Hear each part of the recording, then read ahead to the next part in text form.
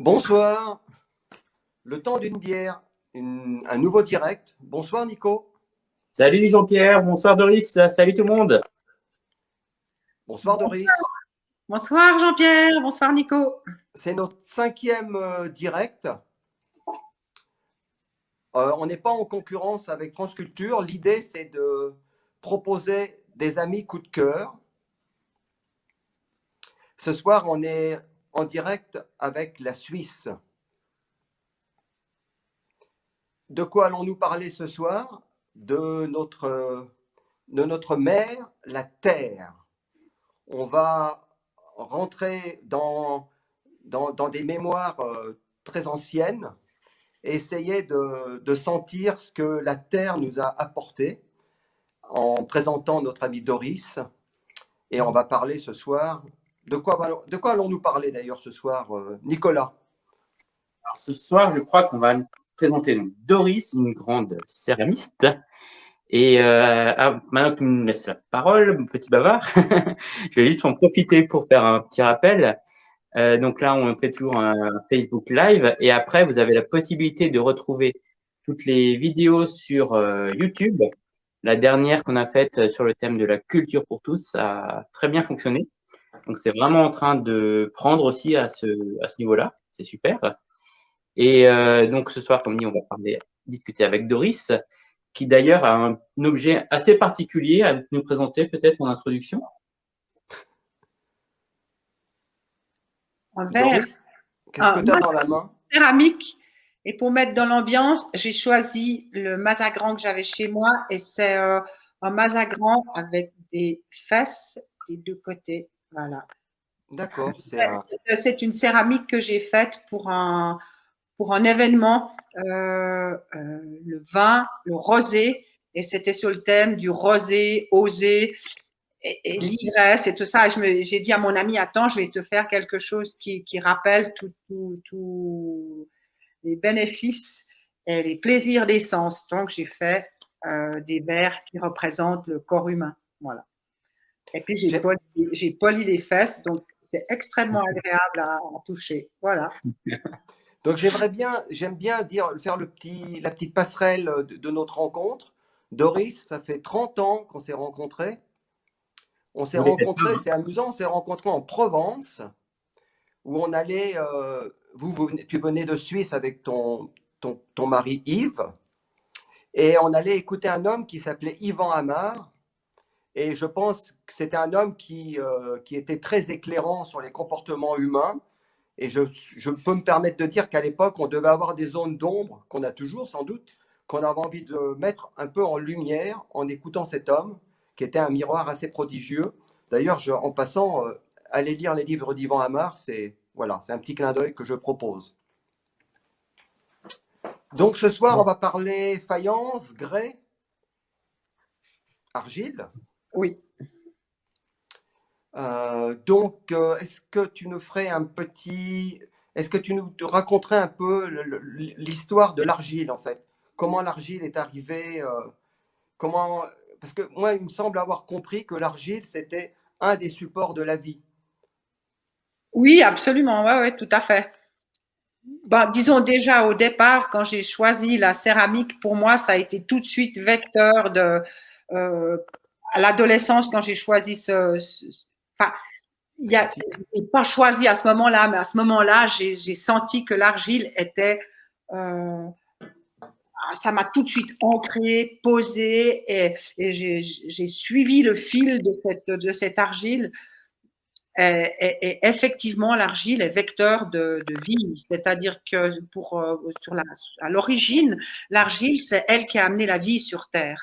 Sans argile, il n'y aurait pas eu de vie sur Terre. C'est par sa capacité de rétention d'eau et sa capacité de garder l'eau qu'elle a pu permettre la nidification de la vie sur Terre. Et elle est effectivement porteuse Et de… l'argile, c'est une décomposition, c'est une transformation de la roche-mère. C'est ça? Oui, l'argile est d'origine granitique, et c'est ça qui est aussi Mhm. assez étonnant, c'est que euh, elle provient d'une des roches les plus dures, qui est le granit, Mhm. qui forme nos Alpes.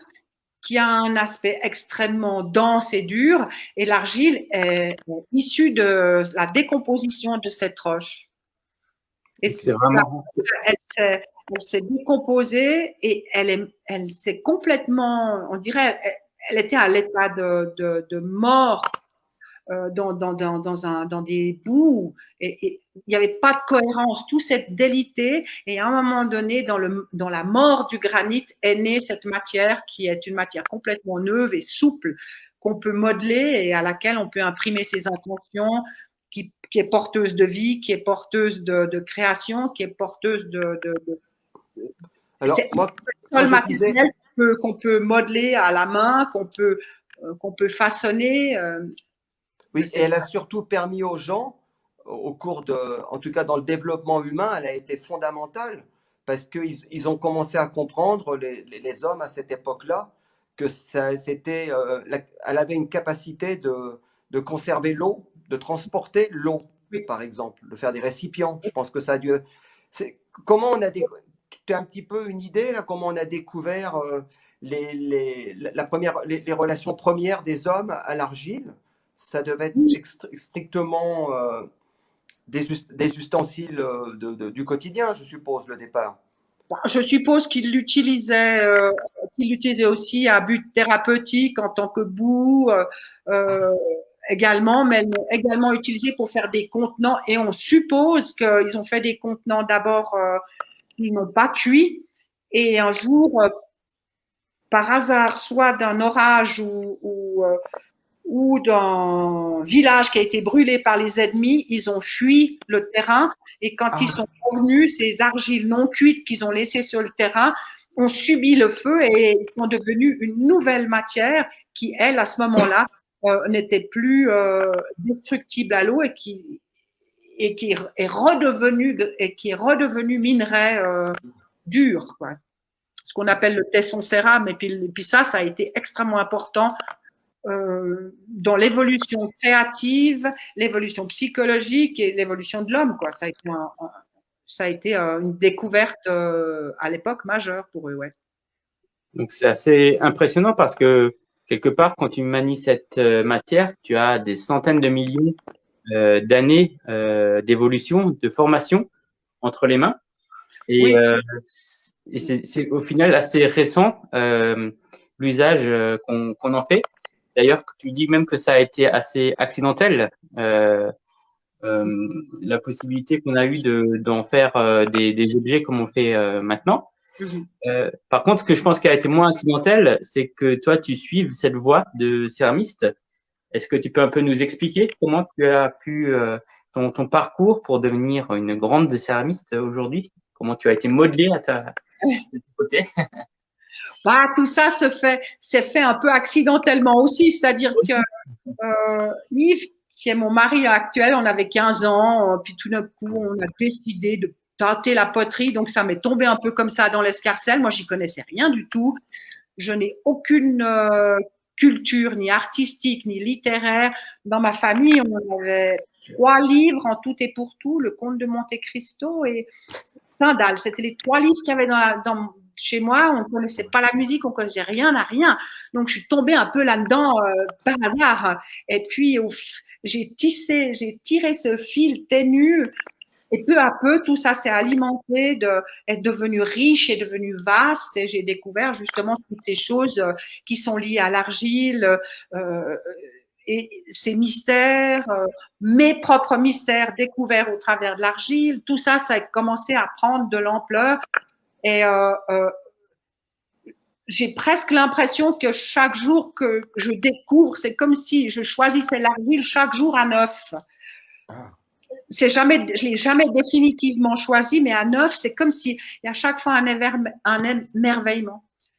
Actuellement, je donne des cours de poterie, et là, je suis fascinée par le tournage et comment le tournage écoute, sensibilité, c'est jamais stable.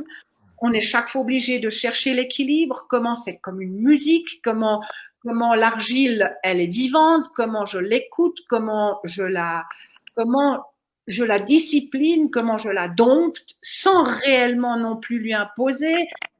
comment c'est en relation avec les gens, comment je tisse des liens, comment je raconte des histoires au travers de ce matériau.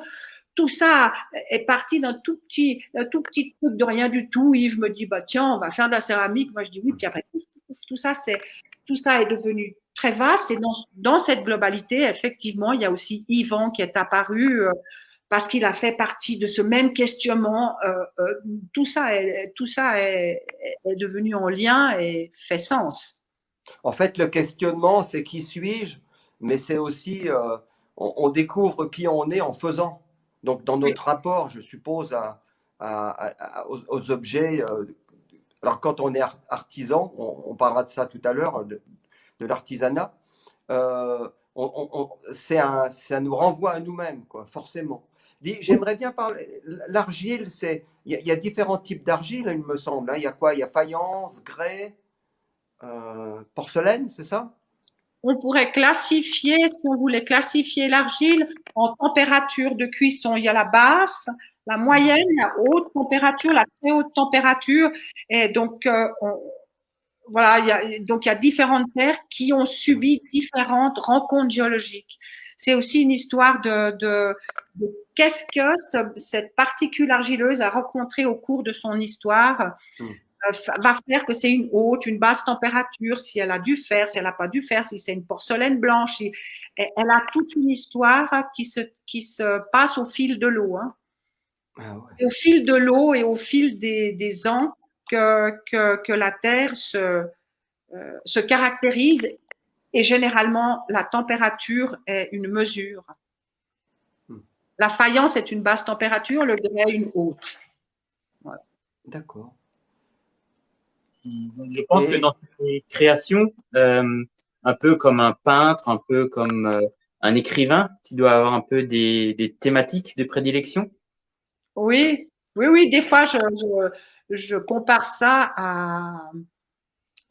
Mais on le dit, c'est même des mots qui sont dans le lexique de l'artisanat et de l'art.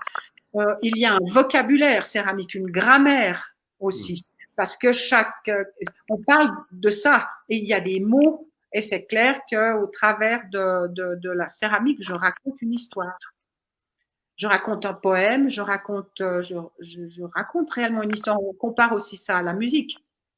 Bien sûr, oui. Les vibrations, Et donc actuellement, non seulement tu crées, mais tu as aussi, tu fais école en même temps. Tu donnes des formations, tu donnes des. Oui. C'est ça? Exactement. Et je crée principalement des objets utilitaires, fonctionnels, les objets du quotidien. C'est pas que j'aime pas les sculptures et comme ça, mais je me suis attelée, moi, à l'objet du quotidien. J'ai peut-être un côté japonisant, je dirais. Ouais. Les objets qu'on touche, les objets que l'on utilise chaque jour me parlent, et également je les offre à ce que l'autre, le client, écoute ce que j'ai à raconter à travers ces objets. Donc tu travailles des objets, tu donnes des cours, c'est ça? Oui. Il est où ton atelier? Dans quel lieu? Je suis à Yverdon. D'accord. C'est près de Lausanne.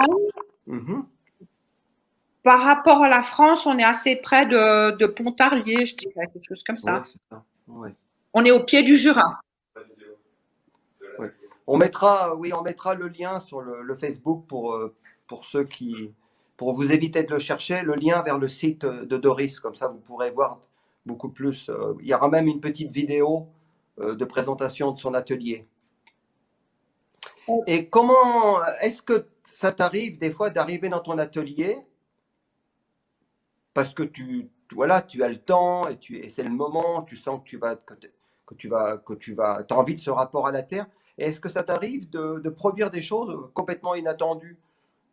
Ou est-ce que tu es plus tu dis je suis dans une série de bols de telle manière en ce moment et tu fais des bols, ou parfois ça t'arrive que l'idée soit zappée par quelque chose qui t'envahit et que tu partes vers quelque chose de nouveau, qui sort de ce que tu as fait les jours précédents, tu vois. En fait, ce que j'essaie de te demander, peut-être que je ne pose pas bien la question, ton rapport à la Terre, est-ce que des fois tu as la sensation d'être guidé par la Terre? Je sais de quoi je parle, moi, parce que des fois je me mets devant une page blanche avec l'idée d'écrire quelque chose et j'écris tout à fait autre chose. Donc, est-ce qu'il y a un déclic comme ça aussi en tant que céramiste? En tout cas, pour moi, étant donné que je crée des objets du quotidien, c'est le quotidien et ce que je rencontre avec mes amis, que je Oui. rencontre dans les discussions, c'est ça qui va tout d'un coup motiver mon envie de création. Justement, typiquement, ce verre, c'est un ami qui vend du vin. Oui. Et puis voilà, je me suis dit, tiens, je vais faire un verre en relation avec ça.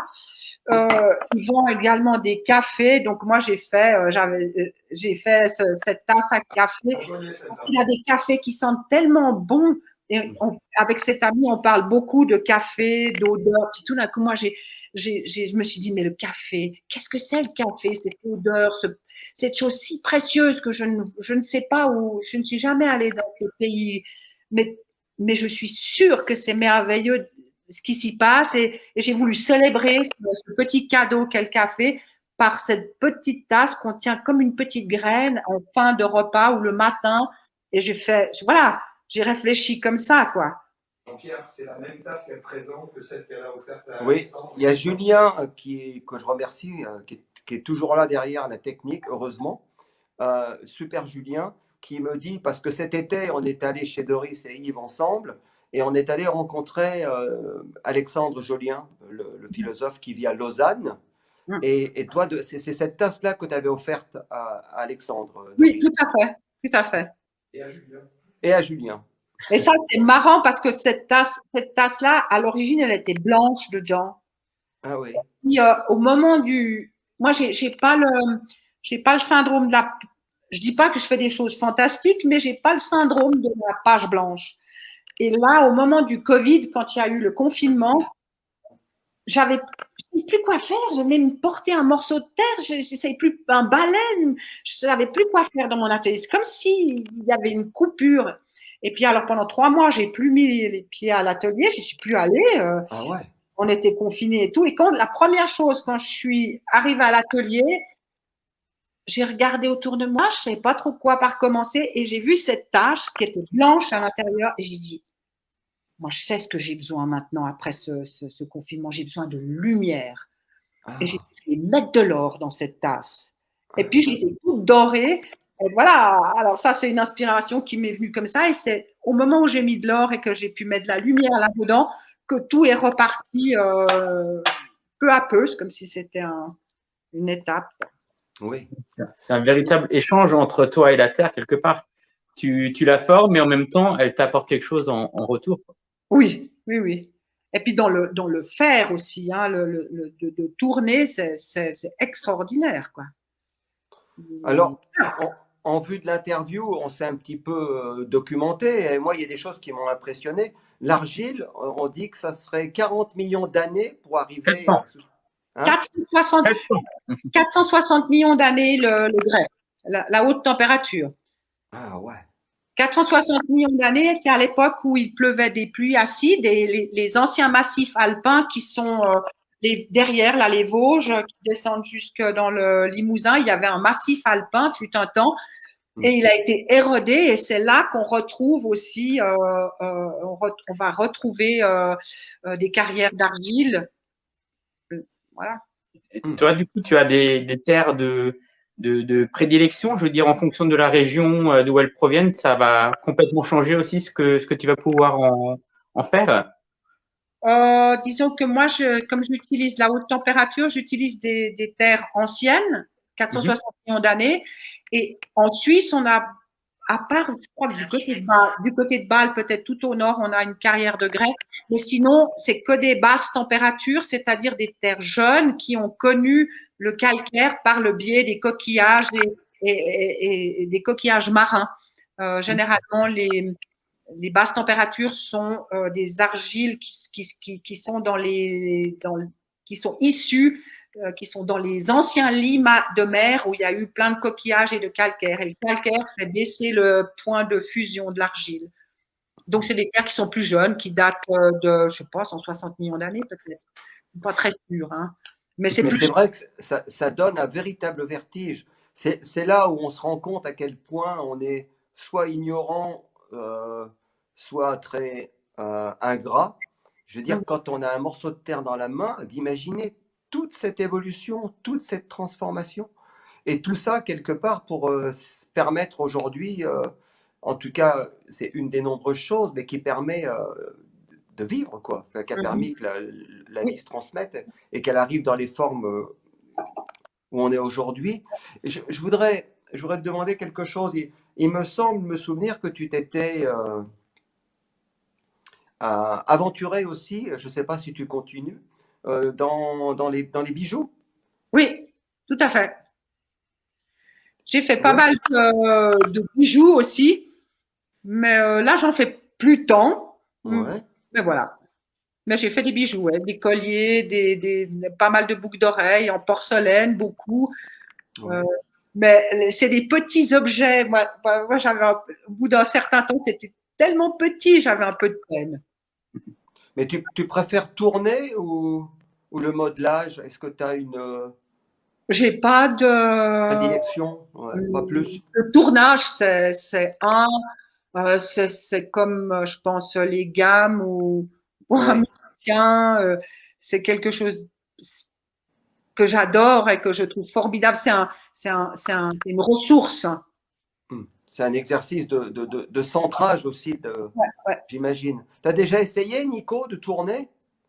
J'avais fait quelques cours à gauche à droite déjà un peu des différentes techniques effectivement, mais justement j'avais envie de te demander parce que nous du coup c'est beaucoup dans le toucher et toi alors qu'est-ce que tu ressens à ce moment-là quand tu fais du modelage par exemple parce que c'est vrai qu'il y a ce contact qui si tu fais ça depuis maintenant des dizaines d'années c'est que vraiment ça doit aussi t'apporter quelque chose à ce niveau-là, intérieurement? Est-ce que Oui, tu oui, travailles les yeux fermés? Par exemple. c'est pas tout à fait, c'est tout à fait possible. Je le fais Hein. pas, mais c'est mes mains qui vont et qui viennent, et je peux raconter une histoire à quelqu'un tout en laissant mes mains faire. Ah, Donc je pourrais tout à fait le faire, mais je le fais pas parce que voilà, j'ai tout le temps la journée j'ai les yeux ouverts, mais je pourrais tourner les yeux fermés, ouais, c'est ah possible. ouais. Moi, Mais j'ai maintenant, trouvé ça demande vraiment, enfin, je sais pas, moi, j'ai très, très peu pratiqué, mais j'avais une amie que tu as rencontrée dans mon village en Ardèche, à La Boule. Une fois ou deux, elle m'a mis devant un tour, et c'est un peu désarçonnant, quoi, au départ. Hein. ah oui, complètement, ouais. Ouais.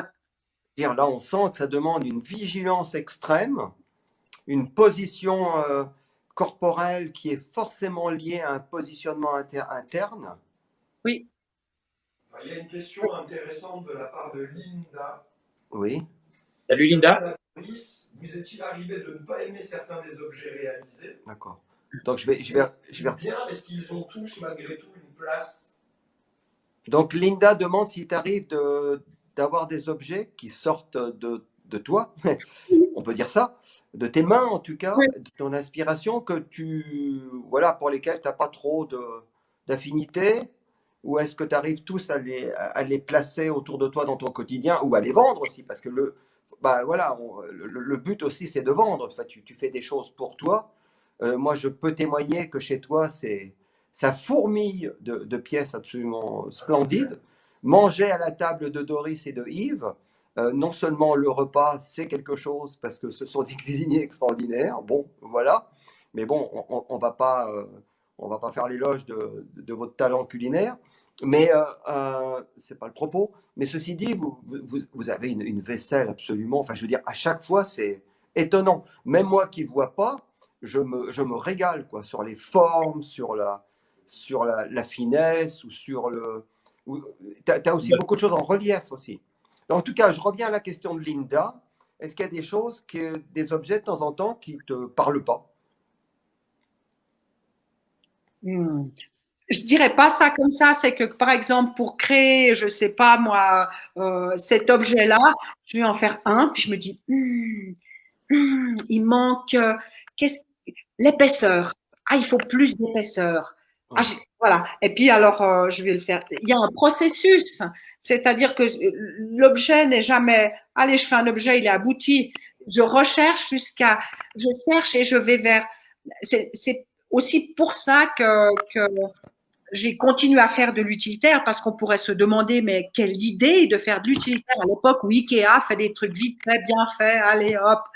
Et en fait, c'est toute cette recherche de la sensation, de la beauté, du juste, sans y parvenir complètement, mais il y a une recherche comme ça, une écoute, une intention, et puis je me dirige vers cette intention-là, ce qui fait qu'il y a des objets qui sont moches, mais je les chéris parce qu'ils sont moches pour la suite. Et c'est pas parce qu'ils sont moches que j'ai pas cette sensation j'aime pas. Ils sont en transformation, en fait. Voilà. Mais j'ai fait des horreurs, quoi. Ouais, j'entends. Mais ils Tu as sont fait en une galerie de évolution. ça? Tu as tiré une galerie de ça? Mais il faut passer par les horreurs aussi. Ouais. C'est nécessaire. Oui. Je fais plein d'erreurs. Des fois, je pousse même le truc pour voir si je pousse un petit peu là vers le truc un peu dégueu, si c'est pas mal. Et puis, je le pousse et puis j'observe. Puis après, ça me donne. Si on est complètement, si on n'est pas à l'écoute de tout ce que peut nous offrir, même les choses pas belles, eh ben, on se coince dans un truc un peu étriqué. Alors voilà, donc moi, j'ai pas. Mais c'est vrai que j'ai fait des trucs moches. Mais je les aime quand même. Doris, avant d'aborder, ce serait bien qu'on parle un peu de la différence entre l'industrialisation, enfin l'industrie et l'artisanat. Mais j'aimerais que tu nous dises quelques mots autour de. Tu travailles les émaux aussi. Oui. Donc, non seulement tu modèles, tu tournes, mais après, tu travailles au niveau sur le plan des couleurs aussi. Mm-hmm. Tu peux dire quelques mots autour de ça? Parce que moi, c'est vraiment un monde qui m'échappe complètement. Tu sais, c'est un peu un défi, mais on est deux à interviewer, ce qui est tout à fait déjà anachronique. Et en plus, Nico est quasiment aveugle, moi totalement. Et c'est amusant parce que dans les temps à venir, on va interviewer un photographe. Voilà. On est souvent à interviewer des gens qui produisent des choses qui parfois nous échappent. mais c'est ça que je trouve beau parce que ça vous permet à vous d'essayer de nous faire sentir. Toi, j'aimerais bien que tu me parles un peu de ce travail des mots ou d'émaillage ou de colorisation, le fait de colorer les objets. Alors, l'émaillage, fut un temps, on calculait avec des petites balances, on faisait plein d'essais pour trouver un émail, c'est extrêmement long. Bah oui. Je le regrette à quelque part de plus pouvoir le faire parce que ça prend un temps infini, mais maintenant, on nous offre des émaux qui sont déjà avec toutes les matières pesées sans qu'on fasse les calculs. D'accord. Ça me dérange un petit peu aux entournures, mais oui. Voilà. Oui.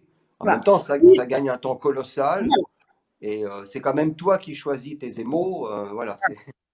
Et alors après, je choisis de superposer, de jouer avec les mats, les brillants. J'ai quand même créé j'ai quand même cherché dans une certaine direction et certains émaux et je joue avec le rugueux, le mat, les formes, les couleurs. Les transparences, je suppose. Ouais. Voilà. Et puis les couleurs aussi parce que là j'ai des bols en porcelaine devant moi. Et ben l'extérieur est blanc et mat. Et on voit toutes les marques de mes doigts et l'intérieur est extrêmement coloré. Ouais. Je ne sais pas si on voit. Est-ce que tu as quelques objets autour de toi? Parce qu'en fait, on n'a pas pu faire le direct dans ton atelier. C'est un peu dommage, mais voilà. Il y avait des choses un peu compliquées avec les couvre-feux et autres. Et est-ce que tu peux nous montrer quelques objets ou tu n'en as pas sous la main? Bon, j'en ai 2, 3, mais je ne sais pas si on voit grand-chose. Julien va te dire. On voit. Tu peux Alors ça, c'est un bocal fait pour faire de la choucroute, les kimchi. L'anneau qui est là retient, on met de l'eau dedans et le couvercle dessus, comme ça l'oxygène peut sortir, mais ne peut pas rentrer et contaminer la choucroute qui est dedans. Donc, ça, j'ai 2-3 trucs, mais comme ça. Ah bah ça, tu pourras m'en envoyer une dizaine. Hein.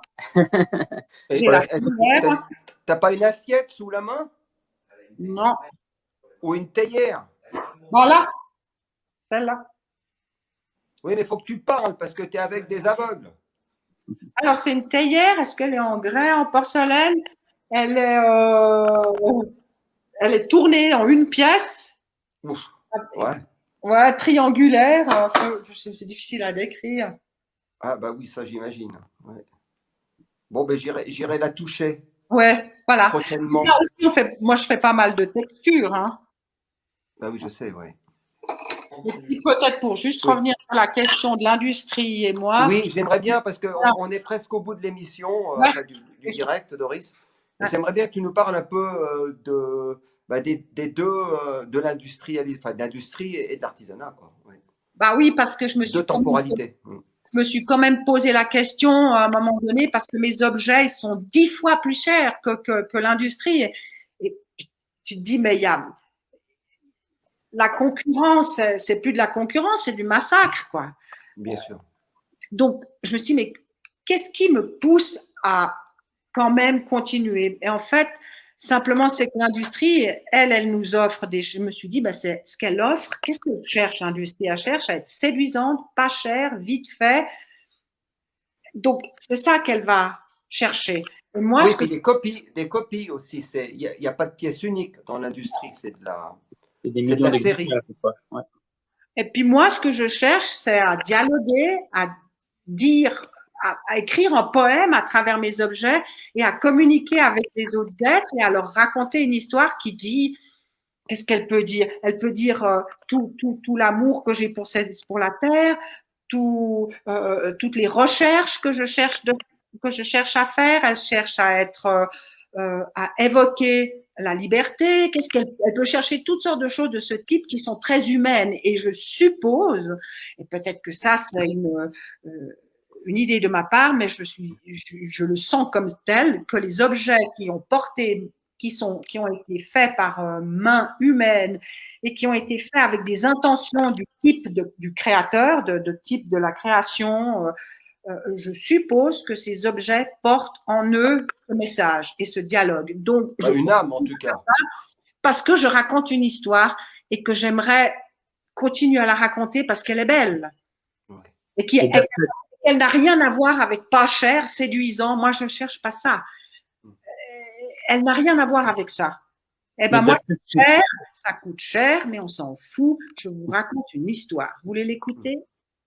Oui, enfin, vous pouvez l'écouter ou vous pouvez l'acquérir, parce qu'après, ça dépend, tout ça, bon, bien sûr. Hein. Et d'après ton ressenti et ton vécu, tu te sens un peu comme la dernière des Mohicans ou alors l'artisanat a quand même encore sa place dans notre société? Je me sens un peu, en tout cas au niveau de l'utilitaire, comme la dernière des. J'ai l'impression d'être un peu un dinosaure, ouais. Ouais. 400 millions d'années, Doris. C'est ton âge. Bah oui, là. Parce que c'est tellement. Actuellement, c'est extrêmement difficile de